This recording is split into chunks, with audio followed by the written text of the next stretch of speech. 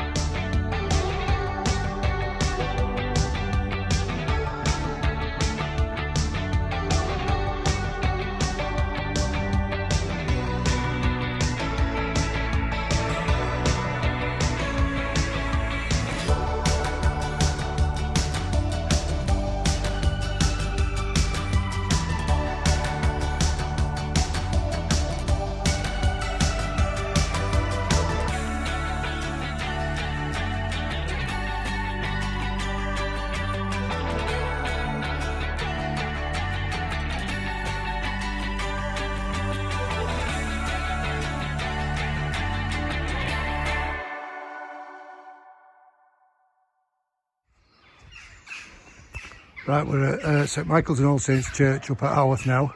As you can see, they've got a passage right in the background here. And 170 years ago, you were lucky if you lived to about 20 around these parts. You know, some got to 40, but you were somewhere between 20 and 40 when you normally copped it, one way or another. The water that fed the village ran through the graveyard, which probably wasn't the best of ideas. Our church, it isn't the church that the Brontes knew. This was not down in the late, about between 1879 and 1881 it were built. And they have extended obviously the clock tower and all that was an extension as well. But apparently it needed to be done. Apparently the church was sinking, the ground wasn't very good, so it needed to be done. But obviously a lot of people are sad that it happened. The amazing thing about our church is obviously it's had two very, very famous ministers or preachers, if you want to call them that. One was William Grimshaw, who originally started off this church and then joined the Nonconformists of Wesley and went to West Lane.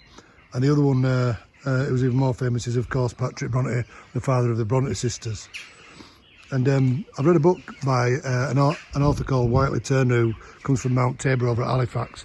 And the book's called The Springtime Sonnet. If you ever get a chance to read it, please do, because it's very, very good. And basically he comes and explores over this side, and he tells a story that actually we're very lucky that Patrick Bronte came here, because I think the Diocese of Bradford or whoever in charge of selecting the minister picked somebody else instead of Patrick. And let's just say the natives revolted and they were running pigs down the aisle to try and disrupt the services. And eventually our common sense prevailed and Patrick Bronte was installed. And as they say, the rest is history.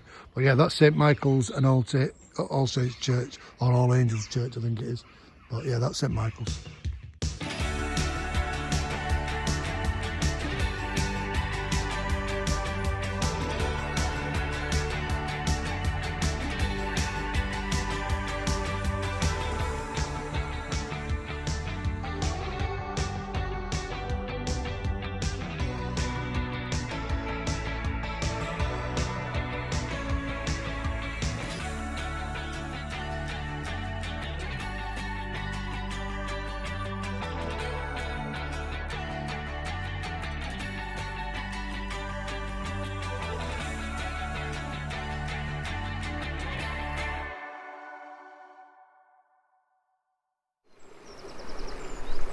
Right, I'm going to be very brief. This is what we call Bronte Waterfalls, and I do often wonder when this is Bronte Bridge down here. I do often wonder when American and Japanese tourists get here what they actually think, if they're expecting some sort of big gushing waterfall or not. But if they are, they're very disappointed, because this isn't even the best waterfall on this walk.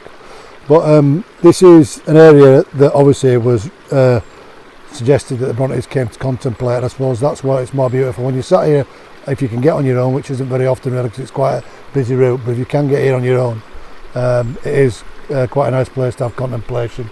I've noticed there's a plaque on this rock as well. I don't still look at what it says.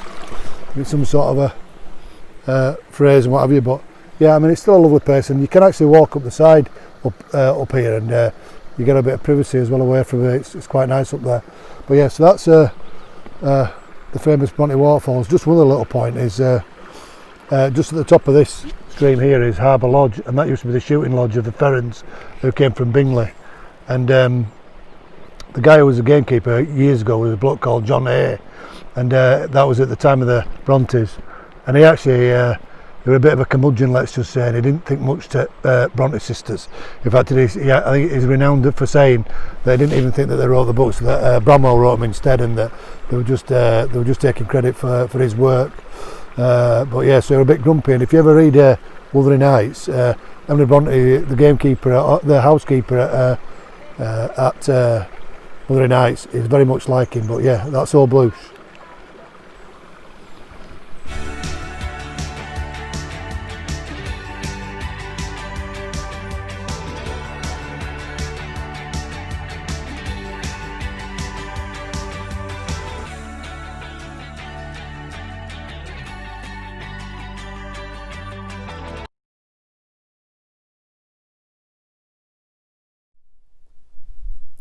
Right, and here we are at Top Withens, a very, very popular location, which I'll explain the reason why in a minute. But you look, the views are tremendous back towards Bronte Waterfalls and Haworth.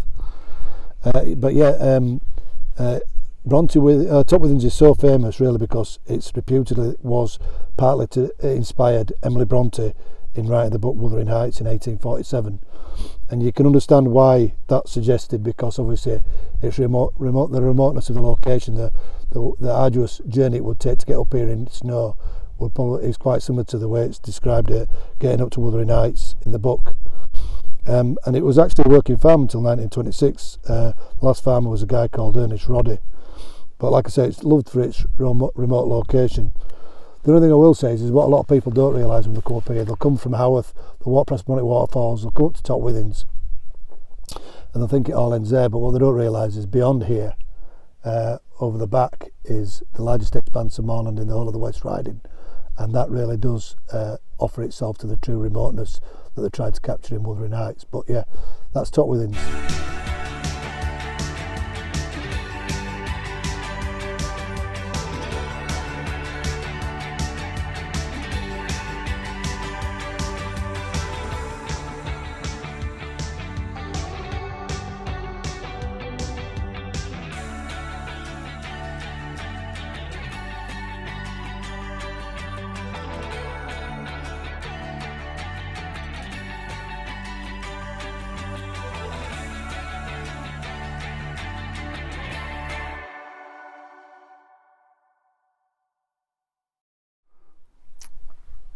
Right, we've now got to the Walshardine reservoirs. There is actually three of them. There's this middle one here that's behind me. There's a lower one, and there's obviously an upper one. I'll just try and flick it around so you can have a look. 1 second. See, that should give you an idea. So this is the middle Walshardine reservoir, and you can see the one just above it, and then that's the lower one. But yeah, quite interesting. These reservoirs were built between 1900 and 1913, and the man who was responsible for building them was a bloke called Enoch Tempest, who was actually an Haworth man, and he lived near Haworth at a quarry, and I need to investigate where that quarry was, but I'm sure I'll be able to find out with a little bit of help. And he'd built a number of reservoirs in the Manchester area, and he'd obviously done very well out of it. But I'll come back a bit more onto Enoch Tempest when we get a bit further down. But yeah, these are Walshardine reservoirs, and as you can see, an awful lot of the money goes into constructing the face, because it's obviously important that they can hold water, and that'll become more prevalent later on. But yep, so that's Walshardine reservoir.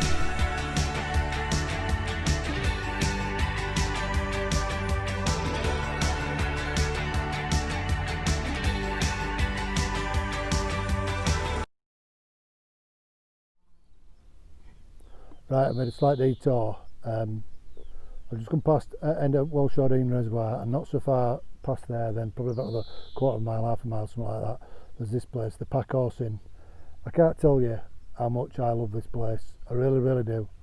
It's one of them few or rare things nowadays. It's an independent pub, and it's just so wonderful inside. Every time I've been in, fires are always roaring. They serve fantastic real ale, including White Rat from the Ossett Brewery, which is obviously my favourite, I think, beer ever. And they're doing an amazing gammon and gammon and egg. And they don't serve chips.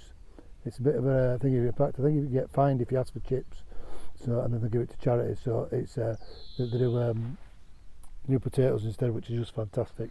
But if you go inside, there's the history, quite a lot of the reservoirs, and what I'm about to talk to in a minute. So I won't mention that because I don't want to spoil it. But when you go inside, there's just stuff on walls and history on walls that's just like no other place. And a while ago, I came with a good friend of mine called Nigel Graham, and we came one evening, and they had the quiz, and the quiz, I can't remember the lady's name behind the bar, but the quiz was the most unique and laughable thing I've ever been involved in. Basically, it's a free-for-all, and just so funny. But I cannot recommend Packhorsing enough. If you get a chance, give it a try once the back of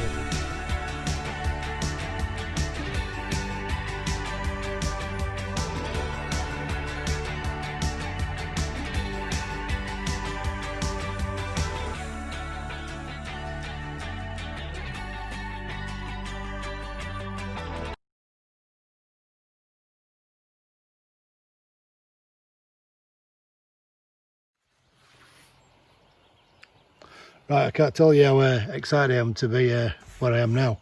Right, this is what I've been wanting to tell you about a little bit of the things. Well, first of all, let's talk about Enoch Tempest. Right, so back to Enoch Tempest. Right, Enoch Tempest was born in 1845 near Haworth, when his family owned a quarry, and by all accounts, he was quite a colourful character. He was reputed in his as a young man. He sometimes got the worst for drink. Not the only person in Haworth to ever do that, and was regarded with some alarm by villagers. Anyhow, he must have pulled himself right, because he ended up buying an estate down in Cheshire called Oakdean, and there's an house still there that used to belong to him, and he bought the whole estate. So he must have done quite well out of this reservoir building, and his drinking obviously must have continued down there a little bit as well, because a commonly quoted story is after a drinking spree, he sobered up to find out that he'd actually landed in New York and had to work his return passage. Now, apparently after that he turned teetotal, which, if that's the case, was probably a good thing. But regarding Walshawdene Reservoir, what he did to get his equipment and men up to the reservoirs, he built a temporary town called Dawson City just above Eptonstall, and he also founded the Blackdean Railway, which was a 5-mile railway which ran from Dawson City up to Walshawdene reservoirs and over where we are now, which is Hardcastle Crag. And to do that, he had to build a trestle bridge, and this trestle bridge were about 590 feet long and 105 feet high. Now, that must have been quite a journey, and I've got a picture of it which I'll post up afterwards. But yeah, it must have been a real journey to work from the start over the wooden trestle bridge. But apparently it stood for a long time, you know, for the time that they required it. Anyhow, the only thing about Enoch that I haven't mentioned is that he unfortunately had a bit of a sad ending, because in 1908 the reservoir started to develop leaks, and the cost of repairing them bankrupted him, and not long after he suffered a stroke and died. So poor old Enoch, you know, he succumbed in the end. But really, we just don't appreciate how much fantastic history we have got around us, and this is definitely one of them. The Blackdean Railway, and obviously the Walshawdene reservoirs. You know, these people were proper engineers, and like I said, I'll post some photos up afterwards, but a real interesting bit of history. And I think a lot of the technical drawings are inside the Packhorse Inn, so you go for a pint of White Rat, you'll get to have a good look at them. All right.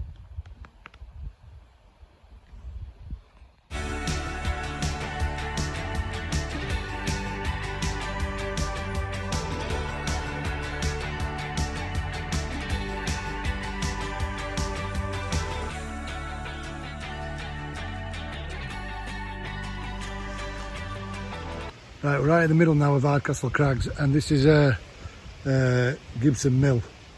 And there's lots of Mill's got sort of like a museum in there. It's also got a cafe. It's a really good place to stop and get a nice hot soup and a roll on a cold day, and even on a nice day.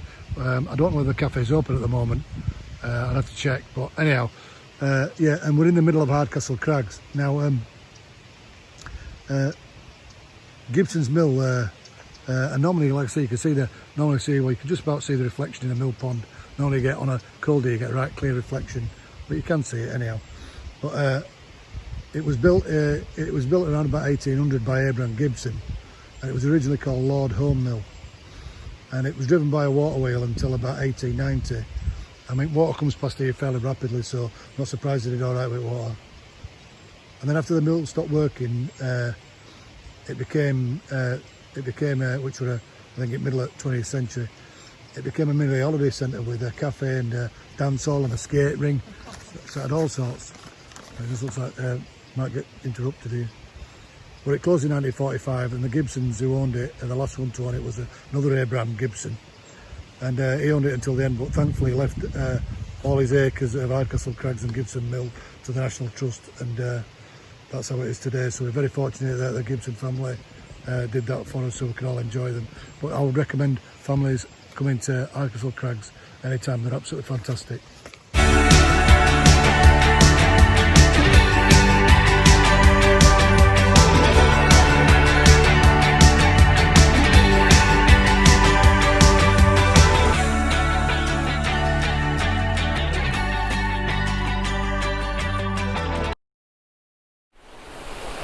Right, we're at probably one of the last major stops on the route today.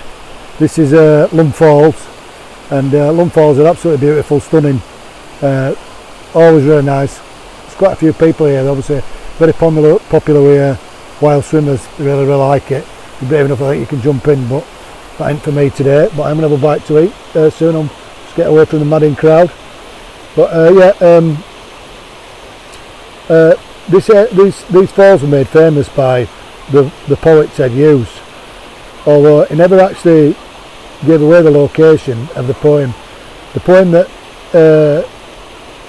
is set at this place is a poem called Six Young Men, and it's about 6 young men who went off to fight in the First World War and never came back, and they're out for a Sunday jaunt, and he's recollected it, and they're by this tree right next to where the falls are, and but anyhow, for years nobody knew what it was, and then a good friend of Ted Hughes, basically through a bit of looking through the words and obviously doing a bit of research, it just triggered his memory that that this is where it was, and it's perfect. It definitely 100% is where it was. So this is Bronte Falls, a really truly beautiful place. So after this we'll be making his way up to the top of Crimsworth Dean and then back over the top towards Oxenhope.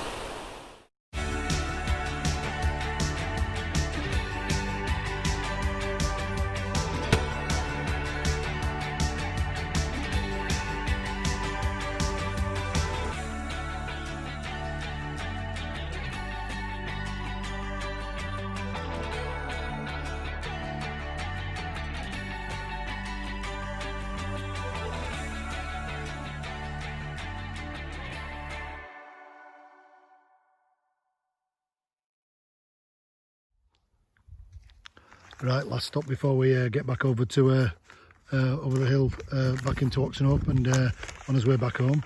But yeah, this is Crimsworth Dean Methodist Chapel, or as was, and built. And I think I'm looking from the distances. I'm trying not to draw attention to myself, but I think it's 1865 or somewhere around that time anyhow. But a lovely little church, and I found a book a few years ago that I bought from my mother called The Nonconformists.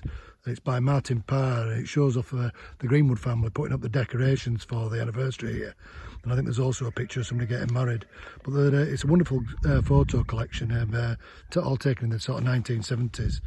And all ladies are dressed like you'd expect to see in the Last of the Summer Wine. It were obviously a different time back then. But anyhow, that's Crimsworth Dean Methodist Chapel. It's a lovely little chapel. And you can't actually use the track that goes to the side of it. It's a private road, so you've got to be very careful when you negotiate the footpath up from Bronte Falls. But it's well signposted, so you should be okay. But yep, okay, so we'll see you when we get to the other side of the hill.